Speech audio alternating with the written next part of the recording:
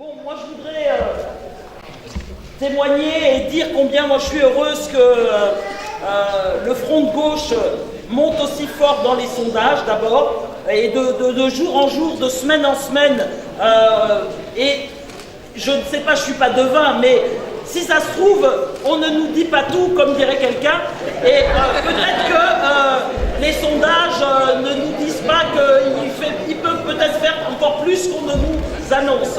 Mais ceci dit, je ne dis pas ça pour qu'on se repose sur nos lauriers et qu'on se batte plus, bien au contraire, mais qu'on redouble d'ardeur dans cette campagne, dans cet engagement, dans cette détermination.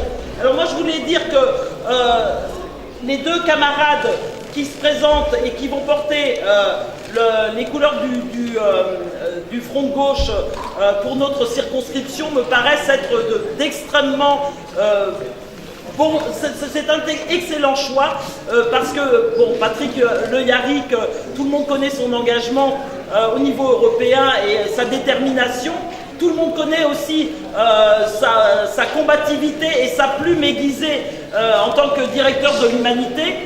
Hélène Estrella, en tout cas, je pense que pour beaucoup de séquano-donisiens, j'élargis, hein, c'est pas que pour les Pantinois, elle n'est plus à présenter, elle est de tous les combats contre la misère, contre l'injustice, pour le droit au logement. Donc je pense qu'on a vraiment fait le bon choix au niveau des candidats. Ce sont des gens enracinés dans les préoccupations du peuple et des plus démunis et des mieux lotis aussi. Hein, ce sont des gens qui sont de tous les combats. En ce qui me concerne, moi je suis aussi de tous les combats. Je suis engagé depuis fort longtemps sur le front du social, sur le front du droit au logement, contre les expulsions locatives. Je pense que la question du logement, par exemple, est une question centrale.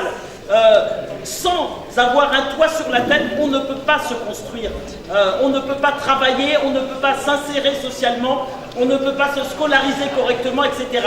Donc la question du logement, elle est centrale. Or aujourd'hui, on se rend compte que pour tous les citoyens, cette question, même ceux qui sont en accession à la propriété, ne s'en sortent pas.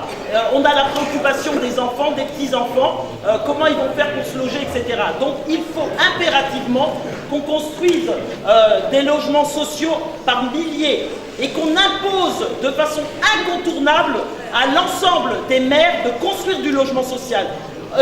Dans le programme du Front de gauche, on dit entre 20 voire 30% pour ceux qui n'en ont pas. Et dans notamment les endroits où c'est le plus tendu. On sait que dans toutes les villes aujourd'hui, cette question du droit au logement, elle est essentielle. Alors il y a l'application de la loi SRU, donc c'est l'obligation de construire aujourd'hui 20% de logements sociaux.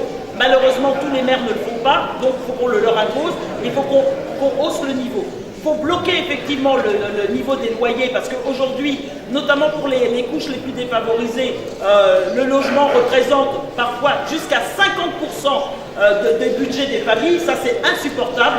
Il y a le surloyer qu'on ne peut pas payer. Aujourd'hui, on est en train de chasser du logement social, ce qu'on appelle vulgairement les couches moyennes pour simplifier. Et ça, c'est absolument inadmissible. On est en train de ghettoiser le logement social et ce n'est pas sa vocation. Par ailleurs, quand on construit du logement social, c'est du logement social haut de gamme qui devient inaccessible pour la grande majorité. Aujourd'hui, facilement, on va vous faire du logement social, un T4 à 1000 €.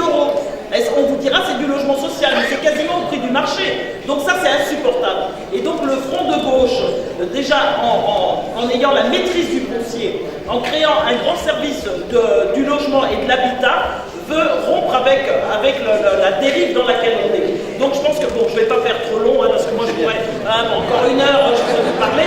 Donc je suis aussi, je voulais dire un petit mot là-dessus et finir là.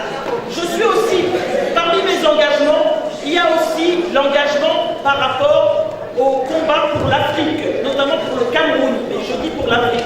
Pour une Afrique véritablement démocratique, pour une Afrique où on puisse rompre avec la domination et le pillage qu'on vit actuellement. Parce qu'on parle de l'immigration, mais l'immigration ne cessera pas tant qu'on continuera à piller et à affamer l'Afrique comme on le fait.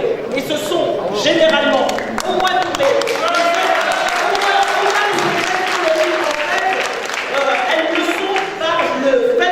multinationales françaises. Vous connaissez Bolloré, vous connaissez etc. Pour ne citer que.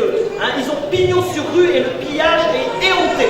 Hein, et ils nous maintiennent des régimes autocratiques dans tous nos pays africains où les gens se battent, où les gens sont... une manifestation, ça peut vous coûter la vie. Donc moi je vous demande, en tant que citoyen engagé dans cette campagne du Front de gauche et pour les présidentielles et pour les législatives, de vous mêler des questions internationales. Parce que vous voyez comment aujourd'hui on envoie les troupes françaises en Libye, on envoie les troupes françaises par-ci, on envoie les troupes françaises par-là. Au nom de quoi? Au nom de quoi il faut veiller à ce que la démocratie existe partout et à ce que le pillage cesse, à ce qu'il y ait des véritables rapports de coopération et de co-développement. Et c'est ce que propose le Front de gauche et c'est